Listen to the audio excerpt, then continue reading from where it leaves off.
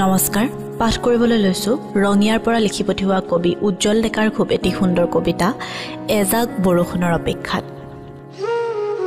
ইয়াতে এইখিনিতে হৈ আছিল শীতল এখনি শীৰ্ণ নদী নিপালিধি লঠঙা শিমলুৰ ডালত বহি বেলিয়ে জুৰিছিল বিষাদৰ গান।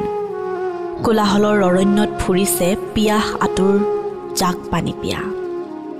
তুমি আহিবা বুলি এতিয়া সকলো উদ্গ্ৰীৱ ধূলিয়ৰী বাট, উদ্গ্ৰীৱ শস্যৰ পথাৰ, অভিমানী প্ৰিয়াৰ বন্ধ কবৰীত আগতীয়া ৰাগ মেঘমল্লাৰ।